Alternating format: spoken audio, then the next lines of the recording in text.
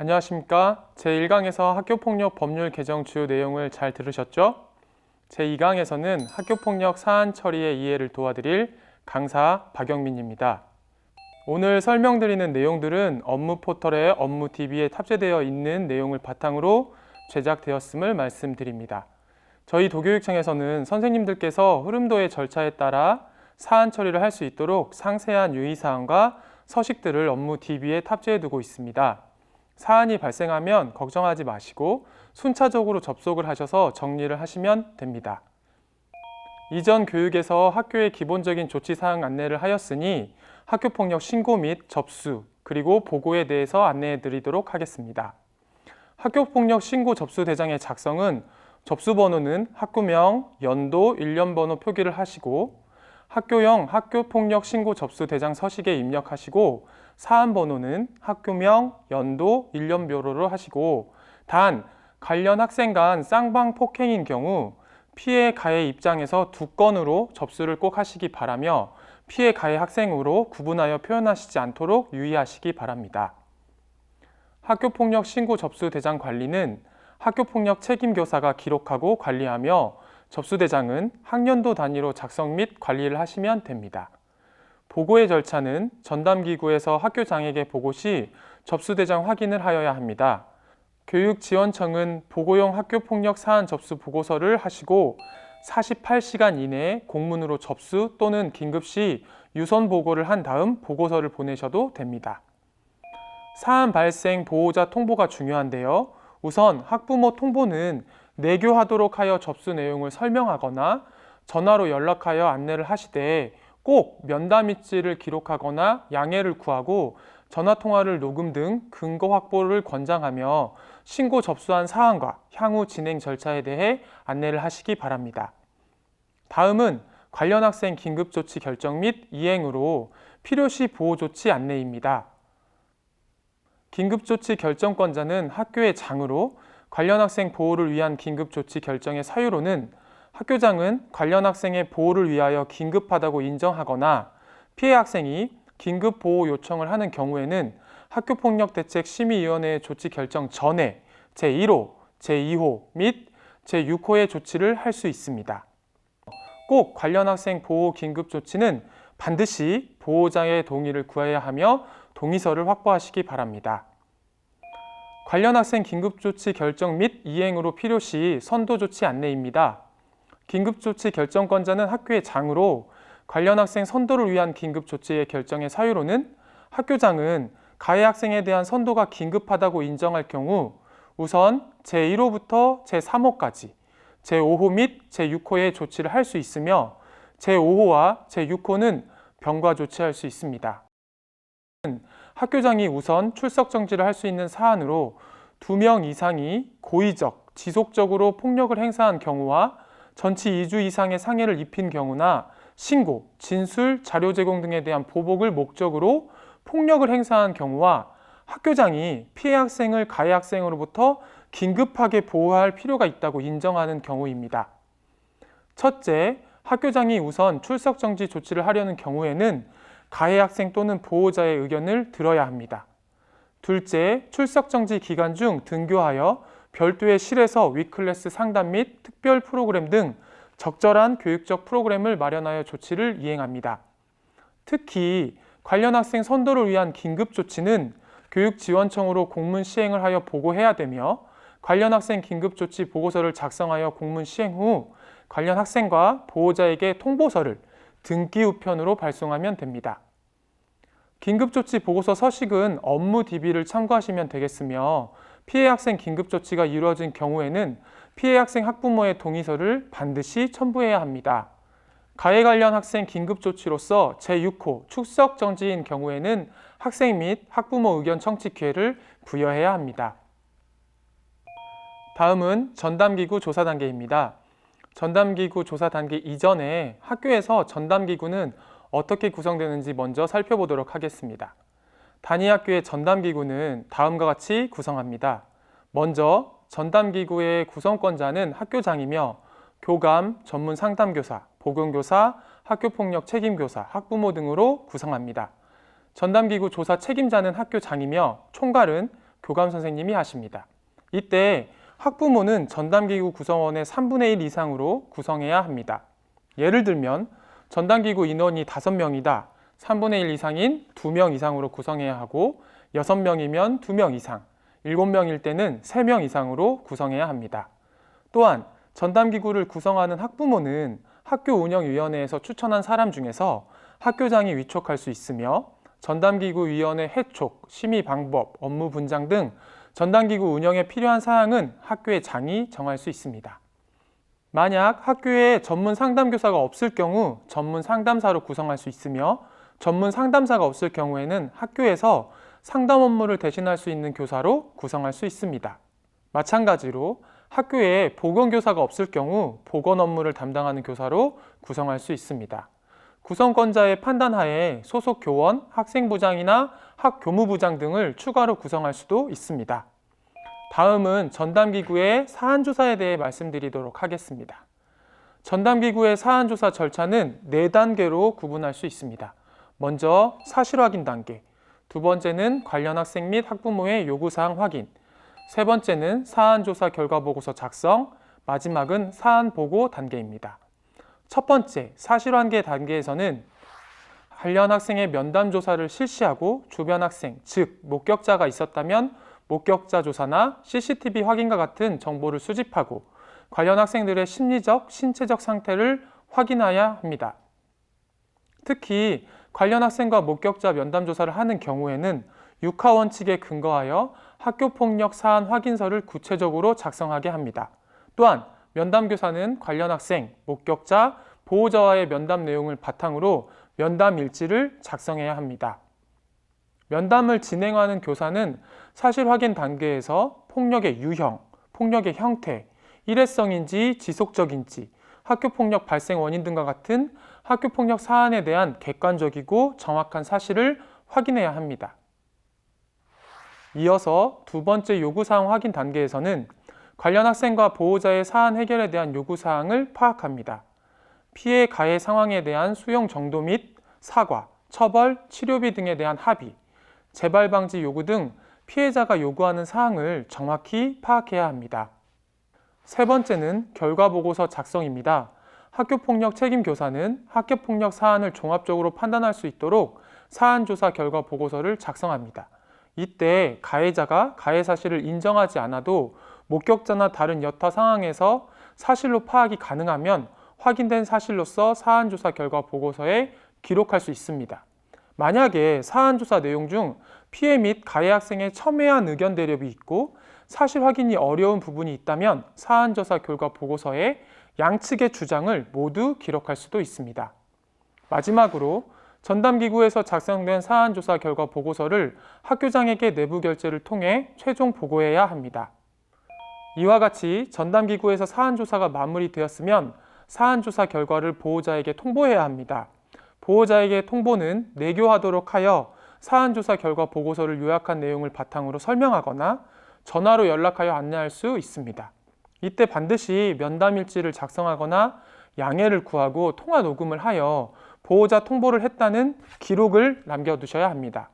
사안조사 결과를 학부모에게 통보하지 않았을 경우 학부모의 진술 기여가 부여되지 않은 것으로 해석되어 이후 심의위원회 결정에서 절차적 하자 요인이 될 수 있으므로 반드시 학부모에게 사안조사 결과를 통보해야 합니다.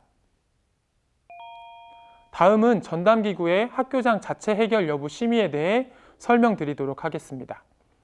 피해 학생 및 그 보호자가 심의위원회의 개최를 원하지 않고 학교폭력 사안이 다음 4가지 요건에 모두 충족하는 경우 학교장 자체 해결이 가능합니다. 첫 번째, 2주 이상의 신체적, 정신적 치료를 요하는 진단서를 발급하지 않은 경우입니다. 전담기구 심의 시점에 진단서가 제출되지 않아야 하며 제출한 진단서를 철회하는 것은 불가능합니다. 두 번째, 재산상 피해가 없거나 즉각 복구된 경우입니다. 재산상 피해가 없거나 즉각 복귀된 경우와 함께 재산상 피해를 복구해 줄 것을 확인한 경우라고 할 수 있습니다. 세 번째, 학교폭력이 지속적이지 않은 경우. 네 번째, 학교폭력에 대한 신고, 진술, 자료 제공 등에 대한 보복행위가 아닌 경우입니다. 학교장의 자체 해결 요건 해당 여부는 전담기구 심의를 통해 결정됩니다. 전담기구의 심의 결과 학교장 자체 해결 요건에 모두 충족하는 사안의 경우 전담기구는 심의 결과에 대해 피해 학생 및 보호자에게 설명하고 관련 학생과 그 보호자가 학교장 자체 해결에 대한 동의를 하면 학교장이 자체 해결을 할 수 있습니다. 학교장 자체 해결 이후에는 동일 사안에 대한 심의위원회 개최를 요청할 수 없다는 것을 꼭 안내해야 하며 이때 전담기구는 피해 학생 및 보호자에게 학교의 장이 자체 해결한 학교폭력 사안에 대해 재산상의 피해 복구를 이행하지 않거나 해당 학교폭력 사안의 조사 과정에서 확인되지 않았던 사실이 추가적으로 확인된 경우에 피해 학생 및 그 보호자가 심의위원회 개최를 요청할 수 있다는 점을 안내해야 합니다. 만약 다수의 학생이 피가해 학생으로 관련되어 있다면 모든 학생 및 학부모가 학부모 자체 해결에 동의가 필요합니다. 학교장 자체 해결을 위한 행정처리 절차에 대해 말씀드리겠습니다. 전담기구에서 학교폭력 사안이 학교장 자체 해결로 결정된 경우 학교폭력 사안 조사 결과 보고서, 전담기구 심의 결과 보고서를 첨부하고 가 피해 관련 학생 및 학부모의 학교장 자체 해결 동의서, 확인서를 확보하여 내부 결재를 해야 합니다. 학교폭력 책임교사는 교육지원청 학교폭력대책심의위원회로 학교장 자체 해결 결과 보고서를 작성하여 공문 시행하면 학교장 자체 해결이 마무리됩니다. 전담기구에서는 학교폭력 사안 접수 후 14일 이내에 사안 조사를 실시하고 학교장 자체 해결 여부에 대한 심의를 완료해야 하며 필요시 내부 결재를 통해 7일 연기할 수 있습니다. 다음은 학교폭력대책심의위원회 개최 요청입니다. 전담기구는 학교장 자체 해결 요건에 해당되지 않는 경우 교육지원청으로 학교폭력대책심의위원회 개최를 공문 시행을 통해 요청해야 합니다. 또한 전담기구 심의 결과는 학교장 자체 해결 요건에는 해당되지만 학부모가 학교폭력대책심의위원회 개최를 요청할 경우 학교장 자체 해결 미동의를 말씀드리는 겁니다. 전담기구는 학교폭력대책심의위원회 개최를 요청해야 합니다.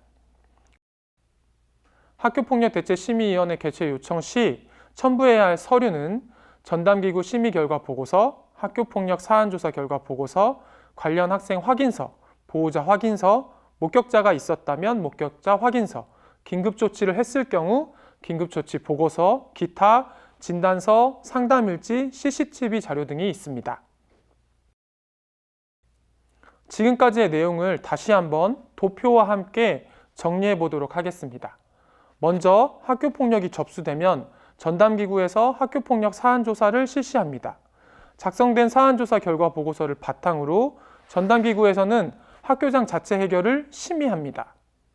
학교장 자체 해결을 위한 4가지 조건을 충족하고 피해 학생 및 보호자의 학교장 자체 해결에 동의가 이루어지면 학교장의 자체 해결로 처리하고 교육지원청에 보고합니다.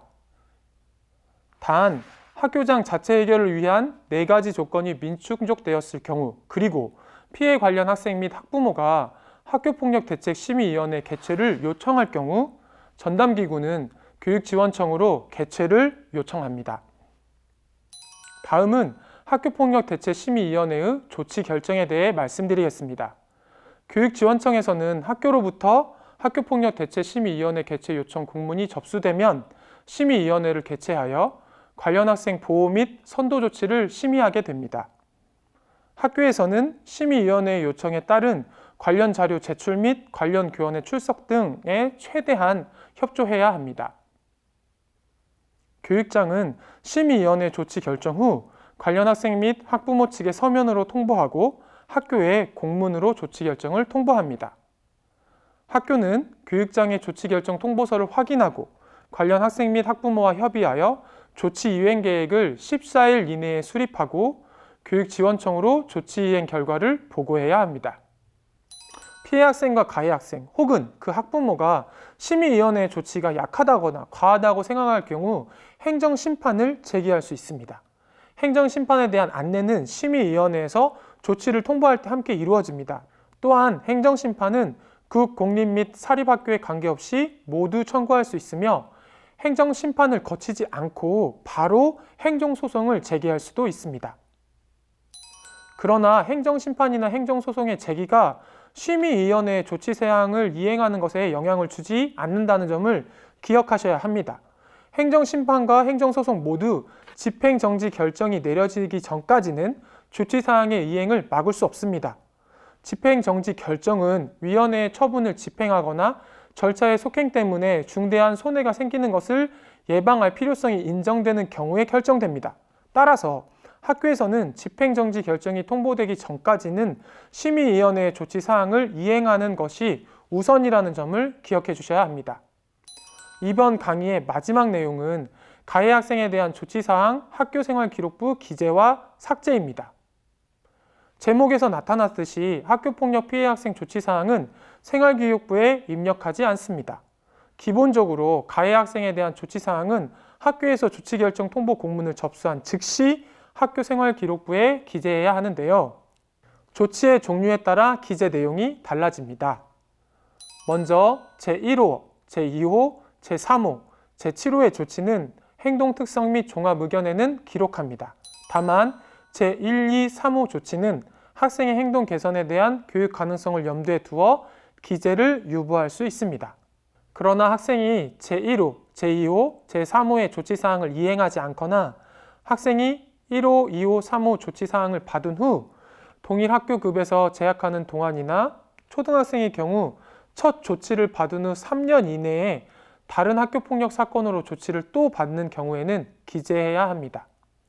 이어서 제4호 사회봉사, 제5호 특별교육 및 심리치료, 제6호 출석정지 조치는 학교생활기록부 출결사항과 특기사항에 기록하며 제8호 전학과 제9호 퇴학은 학적사항과 특기사항에 기록합니다. 그런데 앞서 언급한 것처럼 피해 학생이나 가해 학생 혹은 그 학부모가 행정심판이나 행정소송을 제기한 경우에는 생활기록부 기재를 어떻게 해야 될까요? 행정심판이나 행정소송이 청구되었다고 하더라도 기재된 조치사항은 삭제하지 않습니다.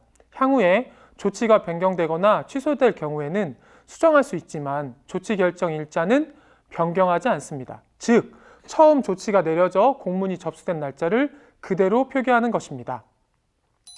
마지막으로 학교생활기록부 삭제에 대해 알아보겠습니다.